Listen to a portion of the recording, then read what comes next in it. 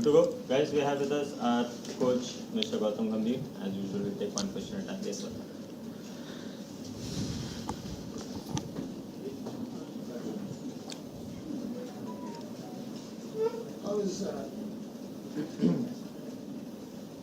I can hear it, don't worry. Yeah, no, mic has to be there. How is it to see that match-winning innings, especially on a day that was most needed? And how do you describe that from Sanju? He's a world-class player. We all know that how good a player Sanju is. And it was all about backing him. And then when the team needed him the most, obviously today was a day where he probably showed his true potential as well. And hopefully this is a time for him to kick off. And probably 2 more games to go, hopefully. Yeah, Gautam, congratulations on the win. Thank you. A big part of the victory was set up by how your team kept Shea Hope quiet in the power play in the first innings, less than 100 strike rate. You used your bowlers interestingly as well. Could you just describe the plan you had to Shea Hope and what you thought of the bowlers' execution to ensure that him being West Indies' highest run scorer so far could operate only at 90? Look, I thought we started off really well, especially when you play this kind of a game of this magnitude. You got to start off really well with the new ball. And Arsh and Hardik, the way they started off in the first 3 overs was really good. And then Aksar bowled 2 overs in the power play, which was again a great job done by him, because it's never easy on this wicket, on this ground, to bowl 2 overs in a power play. But Aksar did that really well. So I thought that we came out of the power play really well. The power play didn't go away from us, which again was very important, because once the power play goes away from you, it's very difficult to contain after the power play. So I thought that once we had the power play in our hand, then obviously we were always in control of the game. Gautam, congratulations Thanks, on the Rika. win. Congratulations for reaching the semi-final. But would you say Sanju really showed West Indies how to do the Gangnam style with his footwork today? Talk to us a little bit about the footwork and the way he accelerated the innings.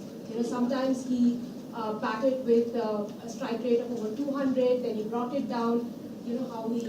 Look, I actually thought that he never accelerated the innings. It was just a very, very normal cricketing shots. I never saw any muscling the ball as well, and that is the kind of talent he has. When you know that you're in control of the game and you know that you're feeling good, he's hitting the ball really well in the nets, and it's about going in the middle and showcasing that skill that you had. And obviously he knew that the wicket was very good, quick outfield as well. But again, I've always said that he's a world-class player. He's a great talent, and hopefully he can kick off from now, and hopefully we can see a lot more innings like this from Sanju. Look, again, the most important thing is that when you're batting well in the nets, obviously you start moving really well. And the last inning was important against Zimbabwe. Yes, people will keep looking at his scores and stuff, but then coming back into the team and then playing that kind of innings of 23-24, I thought must have given him a lot of confidence, because obviously the guy had a tough series against New Zealand, but we always knew the kind of potential he had. And most importantly, I thought that the way he was batting in the nets was absolutely brilliant. So I think we've got 2 guys now, Ishan and Sanju, who are really good for Indian cricket, especially they can keep wickets as well. So I think we've got really good guys, hopefully for the future as well. I can't hear you. Hello, can you? Yep. Taking you from your last answer, like when Sanju was not picked in the 11 in between, so what kind of conversation as a coach you had with him to keep him in the right frame of mind? Look, I have conversations with everyone, and the most important thing is the guy who are part of this squad are world-class players, and that's why they're representing the country. And we always knew the talent that Sanju had. 3 T20 hundreds, not many people have it. So we always knew that obviously he had a tough series against New Zealand, so sometimes it's important to give him a break as well, because you want to get the guy off that pressure situation as well. And we always knew that whenever we need him in the World Cup game, he'll come and deliver it for us. And exactly against Zimbabwe, yes, he delivered it for us. We got a start that we wanted in the first 3 overs, and today again, from where he left against Zimbabwe, he showcased his talent, and this is what we expect from Sanju to do more consistently.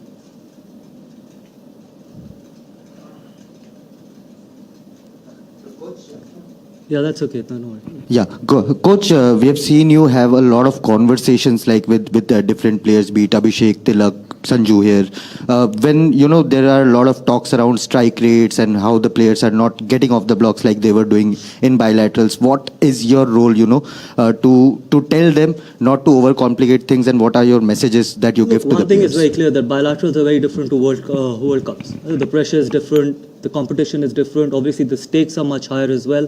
Bilaterals, you've got the time to make a comeback, but in World Cups, you don't have a time to make a comeback. And more importantly, yes, people can talk about it that they expect us to play the same brand of cricket what we've played in the bilaterals as well. But you can imagine the pressure the boys go through, especially most of the games are must-win games as well, and sometimes wickets can be tricky as well. During the bilaterals, there were a lot of dew in the second innings as well, but we didn't see a lot of dew during this World Cup campaign. So I felt that it was not only about the strike rates, it's about reading the game reading the game properly, and obviously reading the situation as well. And that is something that is going to be important, and the guys did that really well. Even today, you saw they're chasing 195. We never felt that we were out of the game. Never ever did we felt in 20 overs that the chase was away from us. So the guys kept in control. Yes, there were times in bilaterals where we could chase the target in 16, 17 overs, but this is World Cup, and the pressure is different, and the quality is different as well. Hi, Coach. Congratulations in order, of course. But I want to know, 196 is a target that doesn't get chased very often in the T20 World Cup. In fact, this was India's highest successful chase in this competition.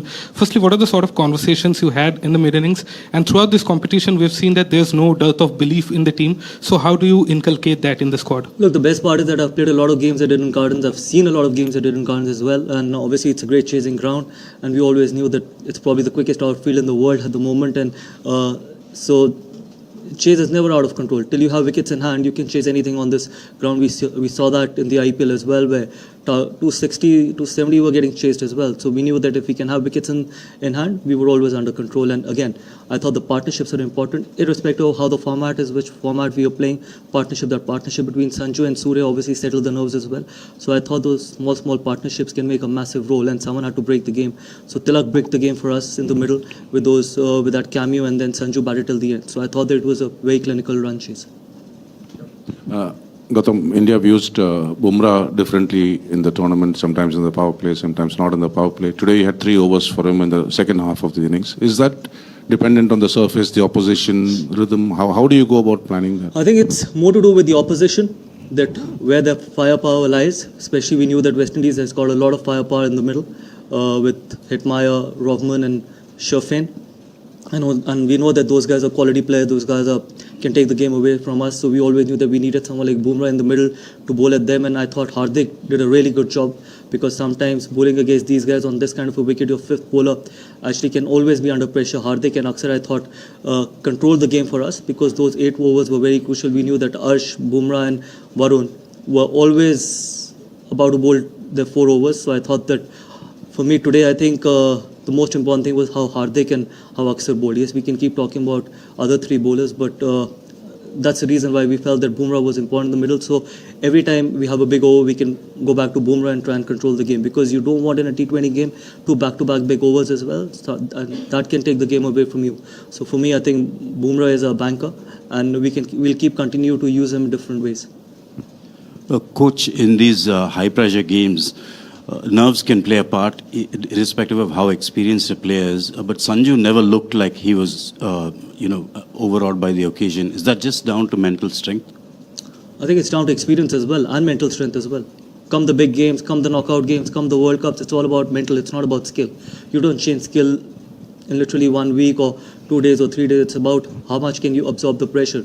And I've always believed in one thing: the guys who absorb the pressure the best will have the best chance to win this competition. So I think today was a great sign that we were able to absorb the pressure. As I said, that 195 on any wicket on any ground is never easy in a crunch game, in a must-win game. So I felt that I think absorbing the pressure was the key. Gautam, in these big tournaments, they often say that peaking at the right time. After the South Africa defeat, India has had 2 big wins against Zimbabwe and against West Indies, heading into semi-finals and potentially a final. So do you think that with all the pieces falling together nicely, the team is really picking well? Look, I don't believe in all this peaking at the right time. You got to win every game that you represent your country, as simple as it can get. There is nothing sort of peaking at the right time. It's a short tournament. It's a tournament that comes and goes very quickly. So you got to try and play your A game every time. And it's a format like that where you can't take any opposition for granted. So for me, I think all this peaking at the right time, I don't believe in. We turn up playing for the country. We represent 140 crore Indians. So we want to turn up and win each and every game possible. Coach, tactically, if you could just talk about how things unfold in the dugout, because even today we saw a lot of messages going around. You had a discussion with Hardik. the over before he got Rutherford out, and he signaled to you after getting that wicket. So clearly he was operating to a plan. And the entry points of batters, because you have 8 batters who can bat in any and every situation. So how do you as a coaching unit in consultation with Surya kind of take those calls on when to introduce a batter or to use your bowling? Because you use Varun differently, Bumrah was used differently. So is it more instinct driven, or do you rely on a lot on data and videos to take those calls? I don't believe in data, honestly. I've never seen a data. I don't even know what data is all about. I absolutely do not believe in it, because I feel it's more about instinct. T20 cricket is about instinct and backing your instinct as well. Whatever knowledge I have about the game and T20 format, I try and probably give it to the captain, try and help him out as much as I can, but ultimately it's the captain that takes the final call. But data and all, I don't believe, honestly, because it's very overrated. For me, I think we are very fortunate that we've got world-class players. We've got guys who we can use differently, because not many teams have that luxury. Imagine someone like a Jasprit or a Arshdeep or even Varun. We can use them at any phase of the game as well, come the 20 overs. And from the batting point of view, we've got power. I think that is something which is very important. When you've got power, you're never away from the chase, you're never away out of the game as well. You've got people like Tilak, who's batted really well in both the innings. He's batted out of his position. He's batted at number 3 initially, but now when we pushed him at number 5, 6, see how he's batted. So you've got that talent. You need to have that talent where you can bat out of positions, and more importantly, positions again are overrated. I feel that it's about going out there and doing the job for the team, and that is what team sport is all about, and that will continue to be our philosophy going forward. Hello, Coach, at the back here. Could I ask your thoughts on now going to Mumbai and facing England in the semi-final? What are the challenges there? Look, they're a world-class team. They're a quality team. They've got a lot of quality players as well, and we all know that Wankhede is a tough venue, and hopefully I think we can turn up and see that again, another opportunity to do something special for the team, for the country as well, and hopefully we play our best game as well. That is going to be very important, and hopefully we can keep ticking all the boxes, which is going to be important, because we will need a special effort to beat a quality side like England. Coach, congratulations on a splendid victory. You spoke about Akshar, you spoke about Varun, but those 2 boundaries of from Shivam Dube changed the course of the match. Is the recipe of your success dependent on contributions from everybody? You have created a system where everybody contributes in a little way, and that combines to create a delicious dish. Look, glad you're talking about every contribution, because for too many years we've only spoken about certain contributions. This is a team sport, and this will always remain a team sport. For me, I think Shivam's those 2 boundaries are as important as Sanju's 90, because if he wouldn't have been able to hit those 2 boundaries, probably that 95 you wouldn't have even spoken about. So it's not only about 95, yes, he played a special inning, but those small contributions actually helps you win games as well. The big contribution makes headlines. The small contribution, the contribution that can help the team win, cross that line, is going to be very important, and that's why I say that this is going to be the philosophy going forward till I'm there. Thank you.